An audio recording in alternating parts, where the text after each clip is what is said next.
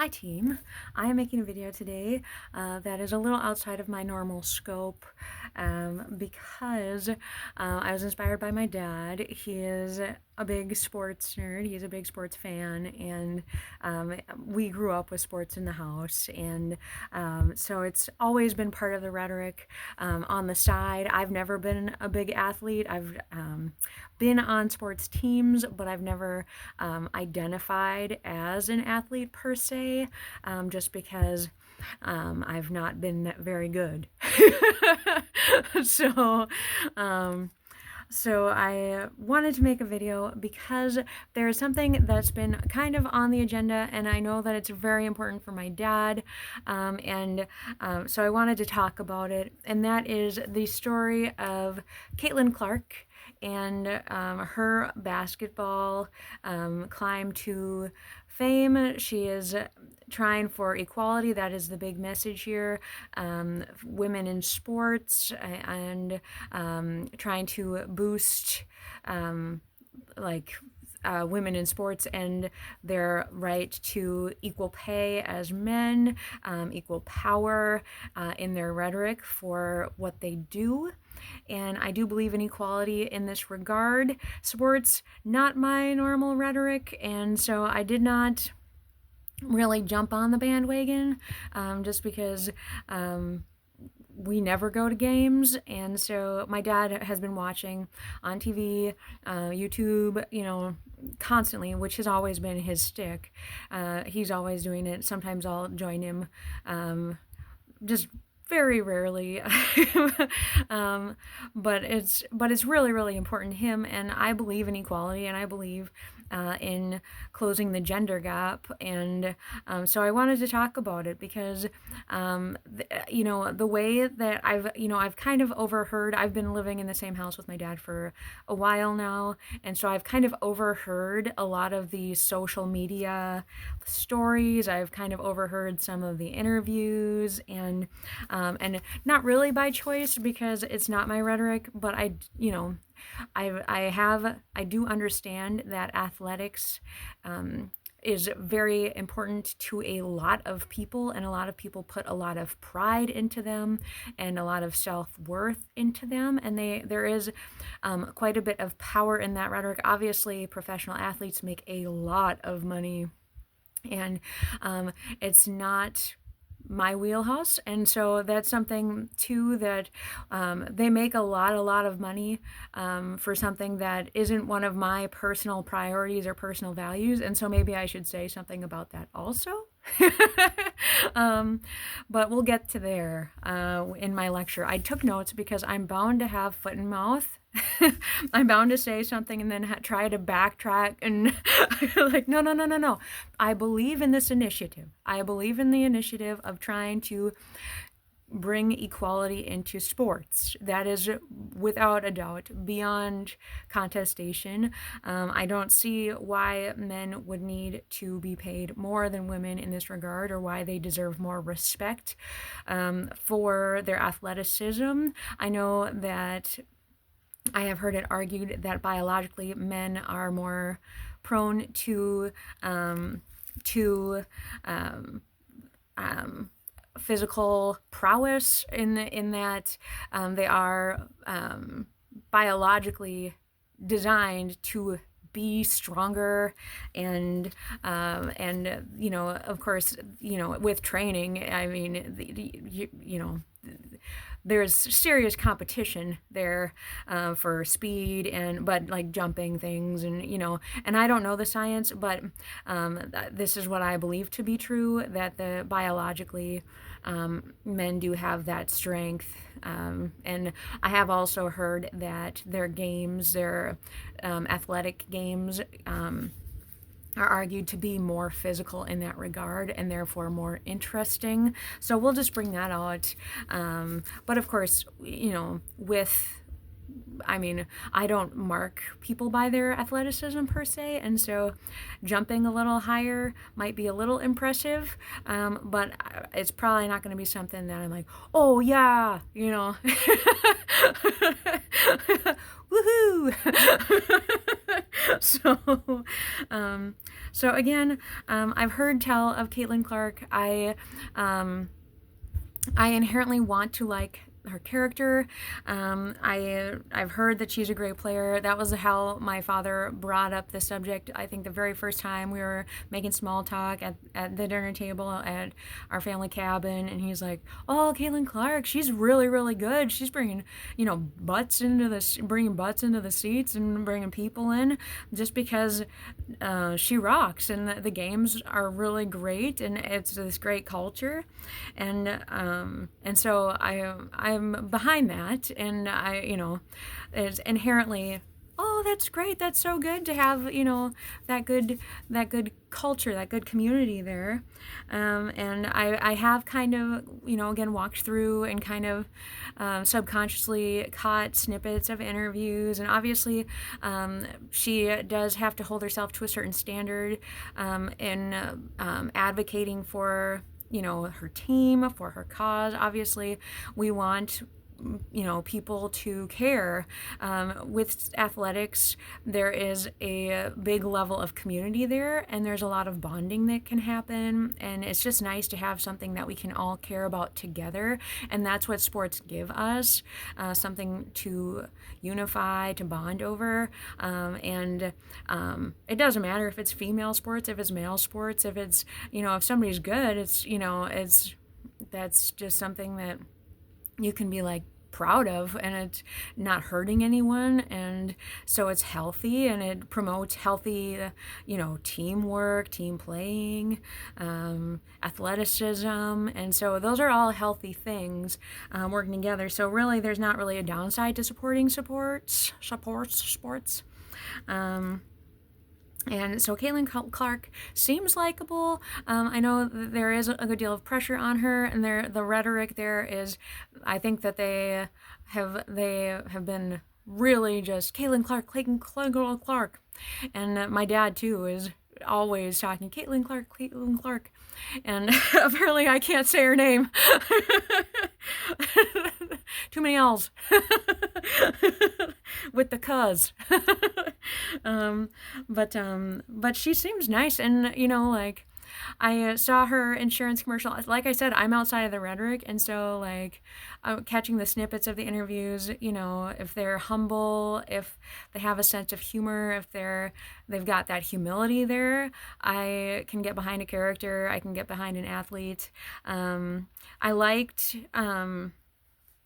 I'm getting ahead of myself a little bit because I wrote down my notes, but I 100% shipped the Green Bay Packers football a long time ago, like 10 years ago when they were super pro, because of that culture of that teamwork, that humility, that humble, that sense of humor, and so it's cool to see. I think too much is put on the one character, the one person, Caitlin Clark, and I think that's kind of where it might be going a little bit, questionable, and this is where it's going to be foot and mouth because, a little bit. I don't want to say this, I don't want to admit this, but I find the initiative, like I appreciate it, and I think that the story is great, but I'm actually a little annoyed by how the social media is spinning it.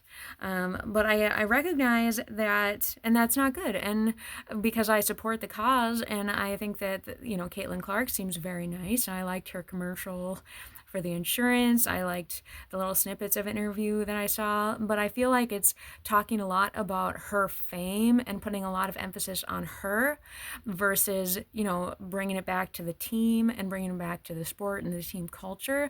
And so I feel like I've heard way too much about her fame, about her prowess, about her story, about, them throwing bad calls out per the refs, because of her fame, because of her fame, because of her fame. And I feel like that's such a negative direction to be bringing the press into. And I feel like that's not something that you want to emphasize, and it just seems almost toxic in the fame and trying to bring equality and monies. And so then it's like about fame and money, and that's, but and the thing is you see that she's kind of following the same story arc as like the great basketball players of like the 90s and the early millennium. I never watched the games then, but I still knew, Michael Jordan, Kobe Bryant, Shaquille O'Neal. They were all household names, and they were all, you know I never watched the games, but they were still, they were still a presence. They were still like the cool basketball players. And I feel like that's kind of what Caitlin Clark is in female sports, except I don't remember hearing like any like toxic stories. It was just about the game. It was just about being good. And but they also didn't have anything to prove because they were all males, and they didn't have to try and even the playing field, and there was no agenda aside from kicking butt and kind of taking names. And so it's so tough because um, because that is the rhetoric, is having that one great player on that team. And that's kind of how it was seemingly for basketball. And so I don't know why having Caitlin Clark would be any different except for that agenda. But also, I've not really seen the same basketball culture. I don't know that there is like male athletes in the modern day that are just like, this is the one that everyone in every household knows. And so I don't know if perhaps the it's changed with social media and with the pop culture the way it is. I've not been paying attention, but I don't know those players anymore. So I don't know what's changed, I guess. But obviously, with like Shaquille O'Neal, Michael Jordan, Kobe Bryant, you've got those diehard fans. And obviously, in retirement too, they do commercials, they do movies, and so it does kind of go into the mainstream culture. But of course, commercials nowadays, they're ads now online and on streaming platforms. They're no longer commercials, and you can pay to not see them anymore. And so like fame has changed in how it is portrayed. And so I feel like it is just a completely different culture now. And so I don't know how famous athletes work anymore. And I think the same can be said for music. And like with the famous musicians of the 80s, there was like a culture. There was this big band platform. It was like Farm Aid. They had this huge concert with all these big names making money and to donate to farmers in need and things like that. And they said, I don't think it would be even possible in today's culture, just because there was a moment in time where it was us alone, and now the market is so multifaceted, and it's everybody can participate, and that's not a bad thing. It's just a very, very different time. And so I don't know how these things work in the modern era, but I feel like they're trying for Caitlin Clark to be like Shaquille O'Neal, Kobe Bryant, and Michael Jordan. And I feel like it's so different now. But again, I fell hook, line, and sinker for the Aaron Rodgers and Clay Matthews gimmick in the Packers when they were kicking butt going to the Super Bowl. And so but that was still 10 years ago, and now I am more on the social media platforms. And but going back to my notes here, I'm not personally a big athlete. As a kid, we would go to the games because my dad absolutely loved them. I was in it for cotton candy at the seventh inning stretch. That was kind of my rhetoric. Definitely interested in multitasking at the games. Liked playing pep band. Otherwise, doing homework and then getting, watching and kind of yelling, and there is community there. But I'm, a casual fan. It's more fun to play than to watch. And Dad kind of mentioned that too, like, oh no, it's more fun to play, than to watch. And I think that's generally true. Being able to feel it and be a part of the team, but there is catharsis in watching separately, in you still have that community, that teamwork. Go! You can get behind it, and it does build community, it builds culture, and it can be a lot of fun. But I will knit. I'll knit during the games. I'm not ashamed, like I don't do the math, I don't do the science of it, of, you know, the runs batted in, and the, how many strikes to balls, and, like, how many yards is this guy throwing, stuff like that. And I don't know what you would math for basketball, if you 2-pointers to 3-pointers, free throws, I don't do the math there. And you can kind of track that, but you don't need to be like hyper focused on it either. How many fouls in a game, stuff like that. You can still be a passive observer. Um, but definitely did go in for the Super Bowl with the community when I lived in, just 5 miles outside of Green Bay when the Packers were kicking butt. And it was such a great culture because it was 100% community. And the legacy of Lambeau Field is, title town. It's where the big trophy, the Lombardi trophy, it's all, Wisconsin, it's all Packers. And so it was, there's the whole culture, the Lambeau leap, the cheese. It's so nerdy that it's like, anybody can get behind it, because what on earth, it's cheese, it's it's perfection essentially, because it's just fun, it's just cool, and it's got that culture. And like with of course they have the Rhetoric already in place, where they have the tailgating, and they have the nerdy costumes. There was like a Lambo Lynch where it was an ambulance converted to Green Bay Packers, and like you've got costumes with all green and yellow. And then of course the team was doing really well, and it was about the team, and they had all sorts of big names. It wasn't just Aaron Rodgers, even though he was like the hometown hero, great character.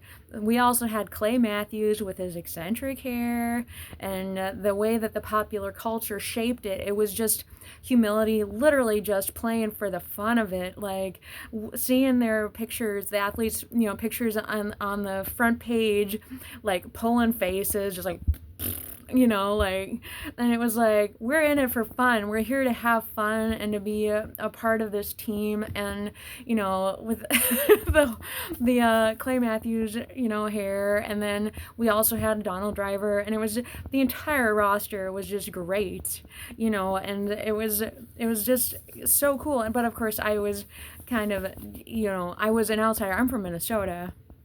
I'm moving to this, to the Wisconsin, and it was just like, it was amazing. Like, they were doing so well, and there was this whole Rhetoric. We drove into town, and it was like every bar was Packers, right around Lambeau Field. It was Packers bar. The streets were named after the Packers.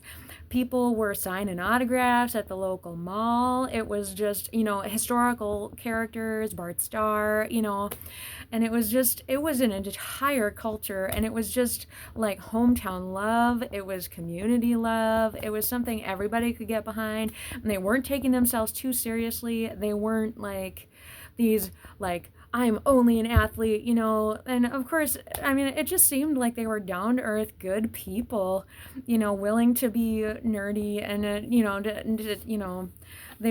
they just seemed like great people, and it was so fun to just get behind the bromances, and, like, and just to love them, and to love the game, and especially when they were really, really good. But and that was when I was going to school, and I was kind of a poser. I did got the baseball cap, and eventually I got the jersey. I got my Aaron Rodgers jersey. They would say A-Rod, and I was like, no, that's a baseball player. We can't call him that. I'm gonna call him Aaron Rodgers, and I don't care. Yeah. I'm not cool. I'm not gonna shorten it. That's a baseball player. Okay.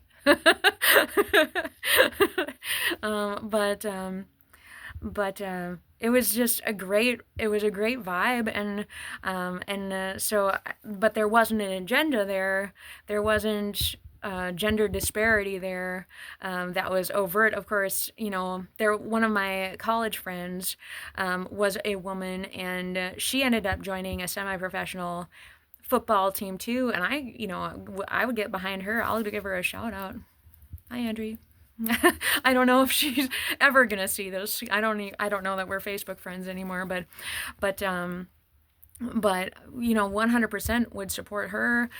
She had her professional photos on Facebook, and you don't hear a lot about female football.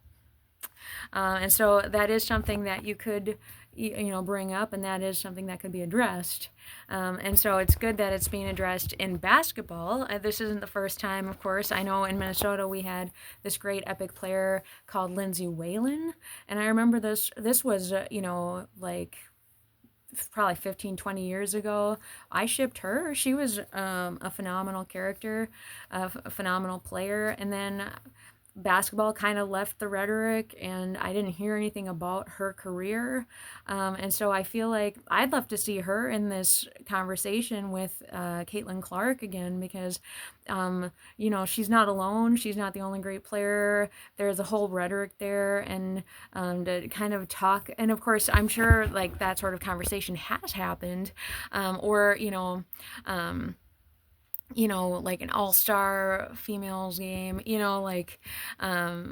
I feel like these things are happening, but that's not the social media that I keep hearing about. It's all about Katelyn Clark, and it's all about her fame and her trying to get butts in the seats, and and her story, versus like the team, and so I support it. I support this, but I just want to see it done differently.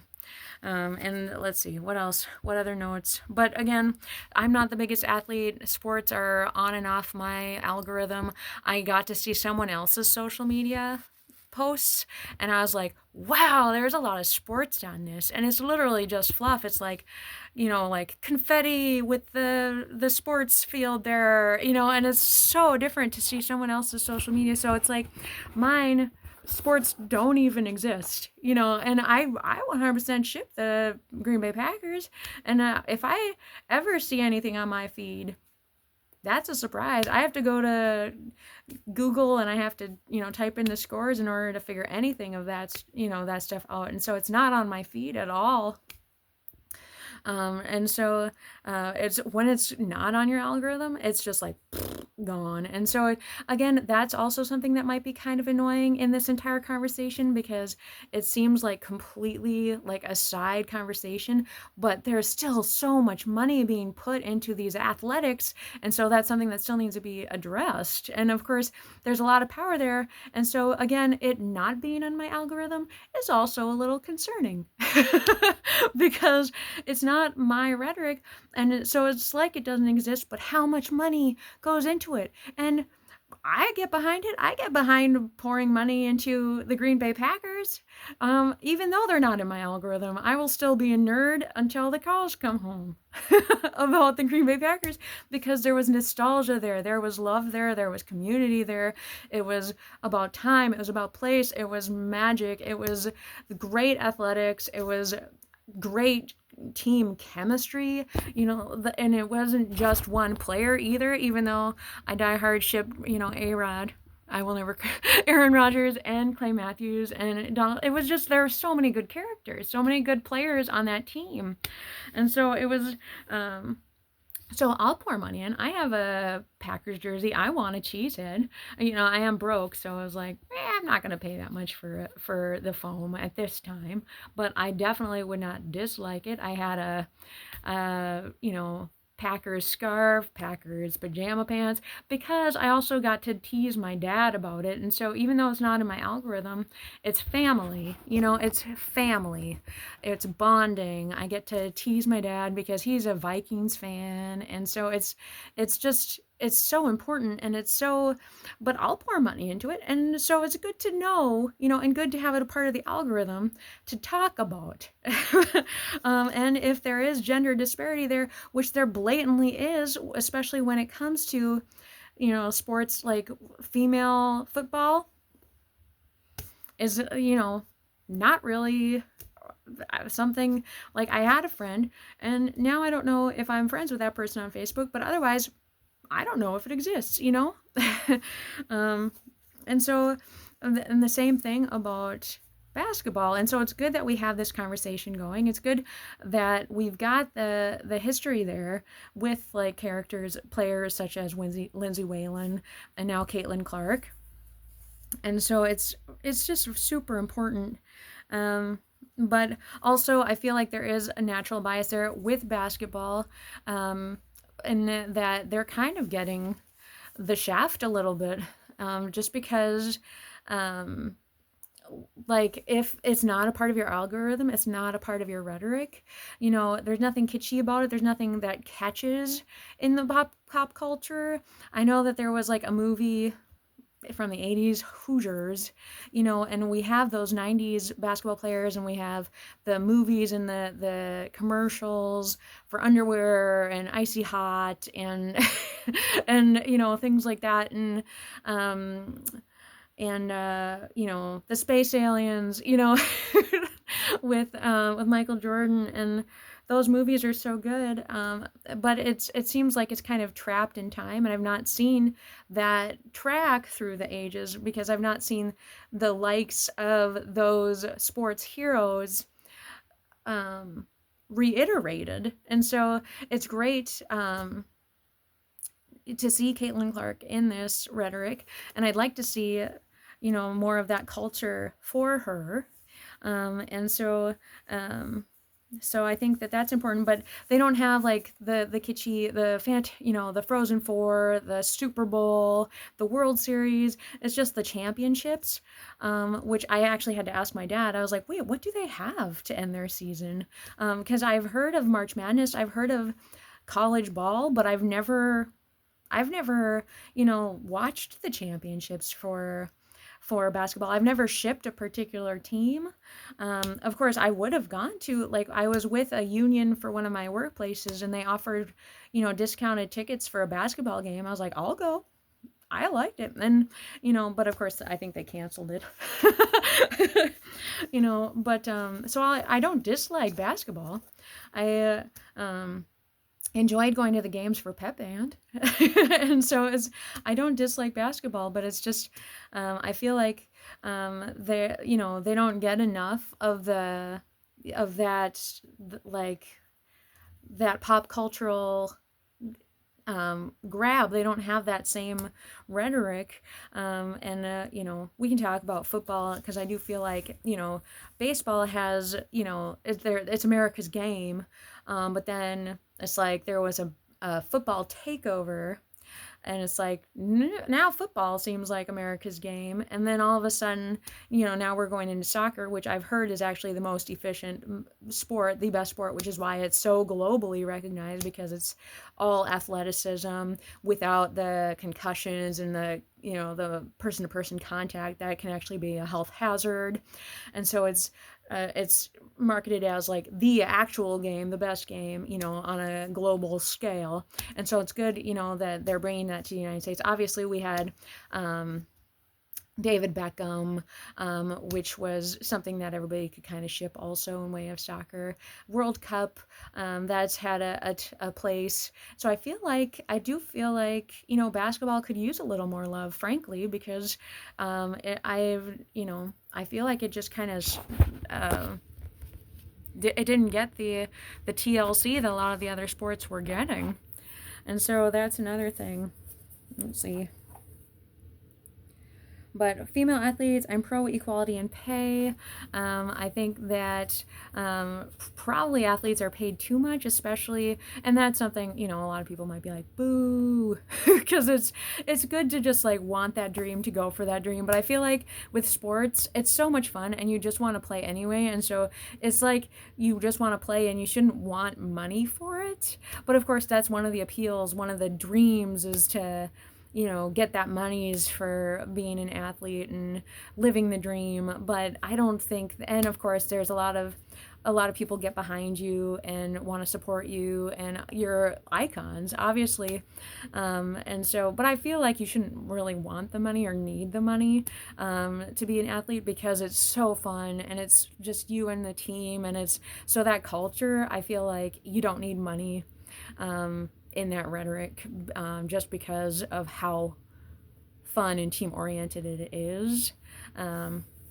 And so I would actually like to see a decrease in how much people are paid in that rhetoric, just because I feel like our priorities should be in other spheres, like more money to teachers, more money to public servants, like, you know, public safety, more for infrastructure, and, you know, and even now, like, kids are getting these like professional uniforms, and it's like, I just feel like it's almost the wrong priority, and it seems like it's about fame, and it's about money, and it's about versus about being on the team and being a part of. Everyone wants to be a professional athlete because of the fame and the power that goes along with it, and I feel like we have to rewrite that entire structure, because when we grew up, they were hand-me-down uniforms. It was about the game. It was about us together, and we were in it together, and it wasn't about looking cool. It wasn't about being cool. It wasn't about power. It was about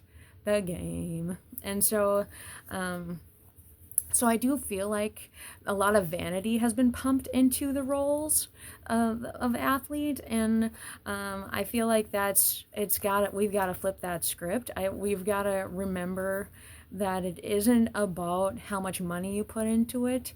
You could rent balls that, you know, you don't need brand new balls. You don't need, you know, fancy equipment. A lot of times, like with hockey too, the equipment can be so expensive, and then you grow up and out of it, and how much money are you putting into it? So if we take the vanity and the social hierarchy out of it, and how much money you have to pour into it in order to be like socially accepted as like a good athlete, I feel like we have to, you know, de-emphasize certain things, and we have to re-emphasize and focus on actually being good and being a team. And so, but I, you know, again, it's not my primary rhetoric, and I just feel like, you know, there a lot of ego is placed into it, and it shouldn't be our top priority. Um, but yeah, I do support Caitlin Clark. I think that there, you know, the rhetoric is good there. I want to see equality. I would love to see male salaries brought down to the female level, and just to see, you know, who complains and why, because then I would just be like, hey, privilege. Oh, you think you deserve more. That's so cute. Do you know how privileged it is that you get to be a professional athlete? Do you know how privileged it is? How much people actually care and get behind your character? Do you know how much privilege is? How much money is pumped into this? It's like a world of privilege, and I feel like the monies associated boosts vanity, and that's not something that I saw it with the Green Bay Packers, but it's kind of what I can see in other spheres, and I don't want that to build, and I don't want that to grow, and I don't want it to fester. so, so, otherwise, pro Caitlin Clark. I'd like to see the social media story change, because I'm pro the equality, but I'm sick of hearing about the agenda. I'm sick of hearing about her fame and about how good she is and about how unfair they are to her and how her. I want to see the game. I want to see, and it's not her. It's not her. It is this social media culture and the emphases I'm hearing in these interviews. And there's a certain level of observing and critiquing and analyzing those elements, because obviously fame is something to look at and to critique. And obviously handling the kind of pressure, all of that can be scienced and can be observed and acknowledged, but that's not the story that's going to make the change that you actually want to see, because it's pushing home an agenda, and it's something that I say literally just change all the salaries down to women's salaries, see who has something to say about it, say F that guy, and then keep the women's salaries, put the extra monies to our other institutions that are arguably more important, and then we'll just move from there. um but I do get behind, athletics. I get behind teamwork. I get behind community. I can get behind Caitlin Clark's story. I just don't want to be annoyed by it. I don't want the agenda pushed down my throat. And I feel like I'm not alone in that. And I feel like that's actually going against the feminist agenda. It's going against the equality initiative. I do recognize we have to talk about it. But it's also arguably detracting from the story, and so we need to tell the story right. We need to find that balance, and I'd like to see it more about the game, more about the team, more about, because it's not her. Like I've seen some interviews, I've seen the commercials, I've seen the spin, and I feel like it's likable and it's good, but I need to see it done differently. And that's what I have to say on this. I wanted to talk about it because it's really, really important to my dad. And also athletics, I've seen, some vanity that I'd like to see rewritten there, because our priorities and our value systems don't align with vanity in such regards. It's, about physical fitness, and it's about teamwork, and it's about the game, and about working together, and supporting each other, and it can be magic, and argued magic. It can be community building, but community building isn't about you or your fame. It's about us together, feeling it together, living it together, being in this moment here and now. It's about enjoying the ride. It's about caring about each other, caring about the community, having a sense of humor, being humble, having that humility, supporting each other, having great chemistry, and about moving everybody forward and bringing everyone together, which vanity doesn't do, social political agendas don't do.